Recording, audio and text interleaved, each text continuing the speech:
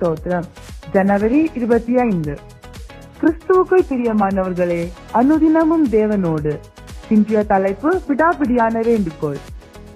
கேளுங்கள், அப்பொழுது உங்களுக்கு கொடுக்கப்படும். தட்டுங்கள், அப்பொழுது உங்களுக்கு திறக்கப்படும். மத்தேயு அதிகாரம் 7 வசனம் 7. நம்பிக்கையோடு கேளுங்கள், அப்பொழுது பெறுவீர்கள். இன்றைய வசனமானது பல தேவைகளோடு காத்திருக்கும் உள்ளங்களுக்கு புது நம்பிக்கையை கொண்டு வந்துள்ளது. வாழ்க்கையில் நாம் அதிகமாக நேசிக்கும் நபரிடம் நம் தேவைகளை அடுக்கடுக்காக முன்வைப்போம். குறிப்பாக நம் பெற்றோரிடம் அதிகமாக கேட்போம்.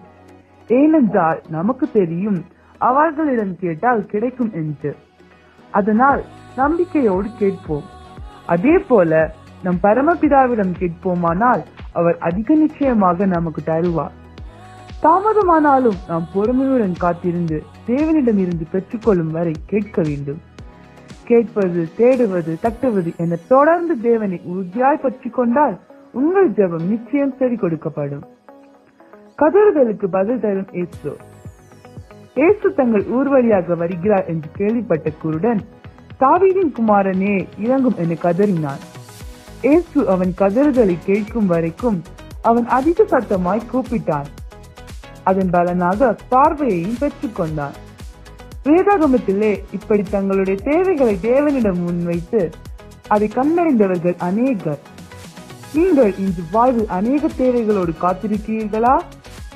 யார் என் தேவையை சந்திப்பார்கள், என்னுடைய தேடுதலுக்கு விடை கிடைக்குமா என பல கேள்விகளோடு காலத்தை கழிக்கிறீர்களா?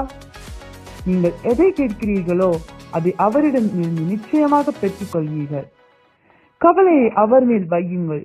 இன்றே உங்கள் காரியங்களை தேவனிடம் சொல்லுங்கள். அவர் உங்களை விசாரிக்கிறவரானபடியால் உங்கள் கவலைகளை அவர் மேல் வைத்து விடுங்கள். அவர் தாமே காரியத்தை வாய்க்க பண்ணுவார். கண்ணீர் சிந்தும் உள்ளங்களை தேடி வருகிறார். நீங்கள் அவரை தேடி வந்தால் தேவைகளை சந்திப்பார். நீங்கள் அவரை நாடி வந்தால் கண்ணீரை நீக்கிடுவார். நீங்கள் அவரிடம் ஓடி வந்தால் அரவணைத்துக் கொள்வார். ஆமீன்.